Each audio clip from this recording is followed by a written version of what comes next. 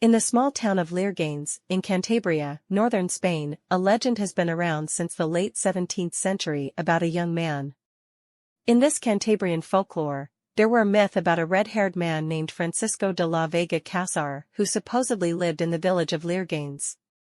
In 1650, there lived in Leerganes a couple named Francisco de la Vega and Maria del Casar, who had 4 sons.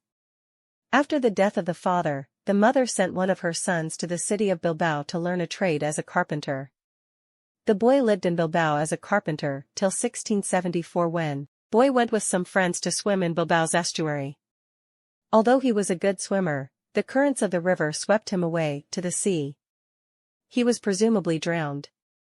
After some years later, some fishermen of the Bay of Cadiz saw a strange-looking creature caught in the nets, but before he could be reeled in, the creature escaped. It had white skin and red hair, fish-like scales on his front and back and gills on his neck. It escaped, but it was sighted several times by different people until a group of fishermen captured it after luring it with bread. When they got the creature on board, they were surprised to find that it was human-shaped, but not quite human. It had white skin and thin red hair. A strip of scales went down from his throat to his stomach, and another one covered his spine. He also seemed to have gills around his neck.